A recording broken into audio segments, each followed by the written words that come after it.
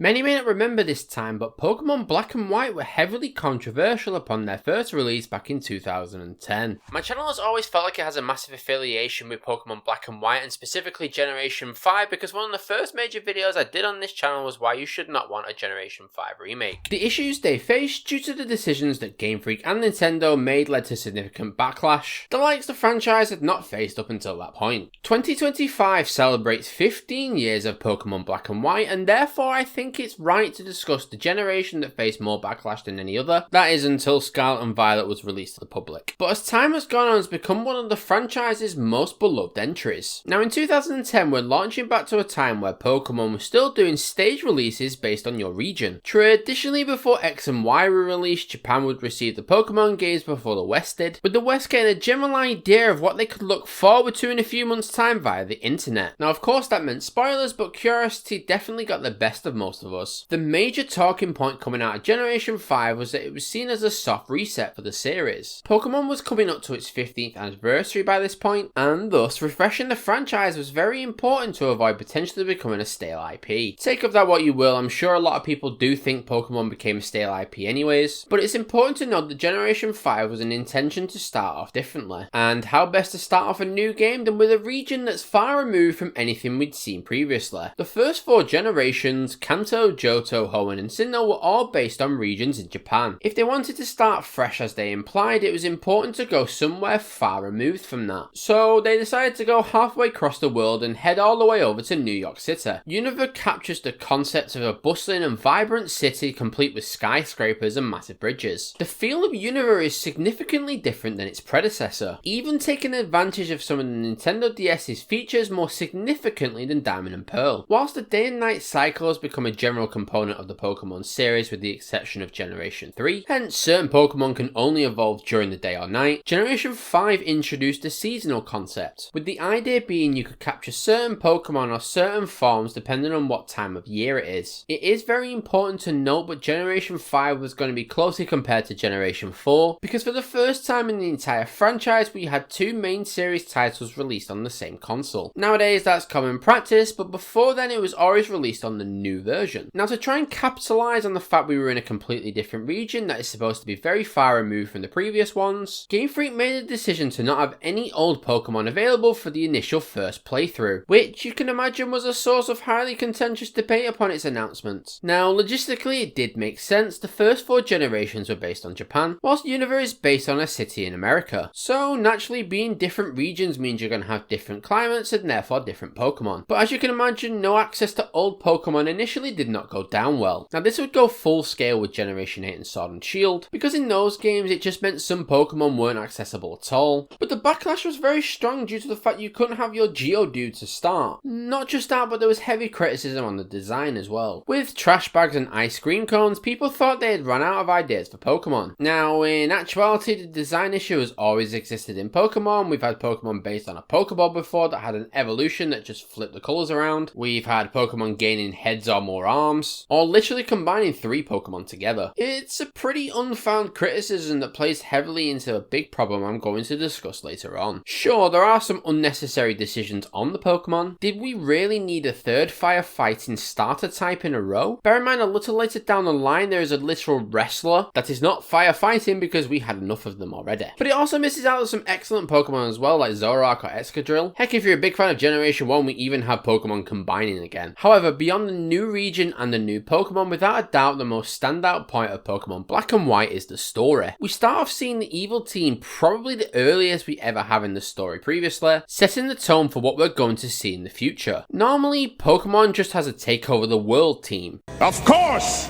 Essentially a team that's trying to take over the world, whether it's just taking over, creating a new one, or ill-advisedly expanding the land or sea, and essentially wiping out the entire existence of mankind while doing so. But for about 99% of the way, Team Plasma's goal is completely different. It's a legitimate focus on the morals and ideals of owning Pokemon, led by N, who introduces himself as a normal trainer before casually revealing himself as the leader of Team Plasma on a Ferris wheel. Yeah, pretty impressive scene to be honest. Team Plasma feel like they have a different threat compared to previous. They come across as a villain team, but morally, is the concept of owning Pokemon the right thing to do? N challenges the morals of the Pokemon world that we have played in for the last 4 generations. It actually reaches a point where he becomes the first major villain to actually have a legendary Pokemon on his team. Now, sure, by the end of the game we fulfill the prophecy of having the evil mastermind who wanted to take over the world in some way. Of course! Because it's Pokemon, of course we did. But it felt as though for the first time the evil team was a legitimate threat, but at a minimum we could understand their motives. Team Magma and Team Aqua, not so much, sorry guys. All these decisions that they took for Pokemon Black and White made them highly ambitious entries into the Pokemon franchise. We were in a faraway region with new Pokemon, the most any game has introduced at this current point in time, with a more intense story than before. But those exact reasons of strength are why Pokemon Black and White got heavy backlash upon release. The fact they were attempting to change the model of Pokemon via not having initial access to old Pokemon, and even having a more intense story wasn't spared from the wrath of some fans, who felt like Pokemon was going in the wrong direction. It's very strange to think some of the most important points about Pokemon Black and White were actually the sources of frustration at the time, and overall this plays into another major problem that the Pokemon franchise has, and that is the revisionism problem. Quite often Pokemon games are heavily criticised or face significant amount of backlash when released, and then later on retrospectively they're given much more praise. For example, look at Ruby and Sapphire, they received a lot of critiques for not being able to trade with the older consoles, the removal of the day and night cycle from Generation 2, or the infamous too much water comment for its remakes. But as time went on, Generation 3 received a lot more praise, with the third game, Emerald, being seen as one of the best Pokemon games ever made. Moving to Generation 4, it was heavily criticised for having no fire types in the first 2 games, which was a very strange decision actually. And not just that, these games could be very slow at times. But once again, as time has gone on, it has been seen more favourably, similar to the way that Generation 3 was. The same with Generation 5 as mentioned in this video, and Generation 6 too. It seemed to be too easy when it first came out, but now it's one of the highest rated Pokemon games available on game review websites. And we can go on and on and on, all the way up to Scarlet and Violet, though I feel like the criticisms that Scarlet and Violet get are like no other that we've had before in the Pokemon franchise. And I'm not entirely sure whether or not that game is going to go the same way as other ones, just because of the feel of the criticism. But overall, this has been a common battle with Pokemon as a media franchise because we are consistently using nostalgia as the forefront of our arguments, instead of allowing the franchise to develop in real time. Maybe if nostalgia didn't drive Pokemon as much, Generation 5 wouldn't have received as much criticism as it did when it first came out. Now, in talking about Generation 5, I feel like we have no choice but to talk about the potential remakes. If you have been on this channel before, you will know that I have made a video in the past of why you should not want one. I'm going to play a clip here just to show you an example of what I discussed in that video, but make sure to check that out at some point. The solution to this situation, instead of creating the games again, would be to just replay the original Gen 5 games. There are a few different solutions to this.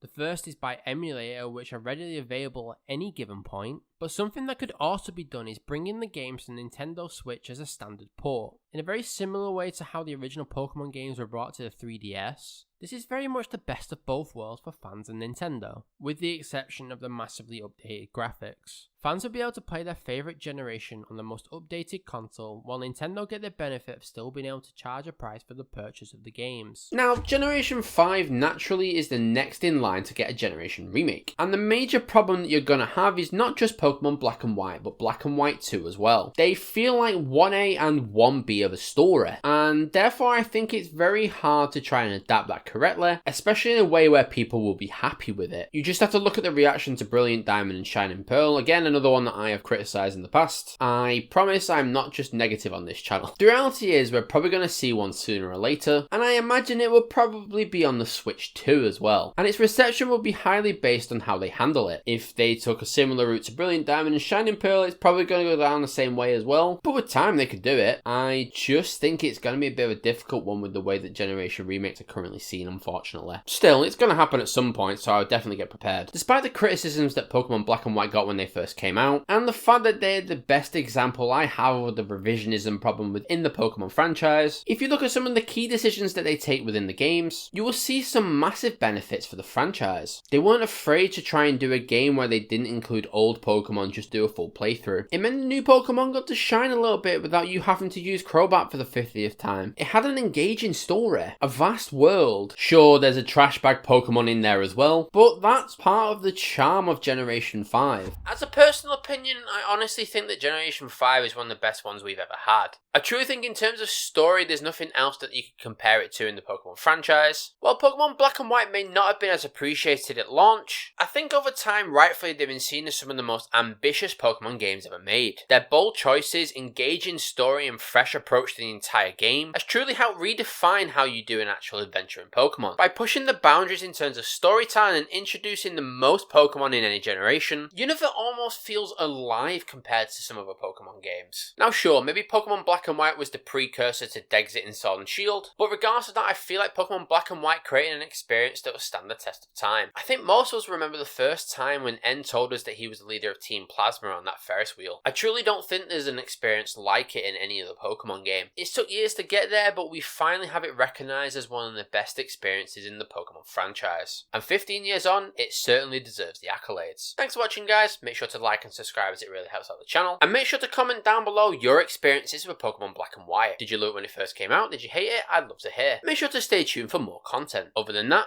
see you next time.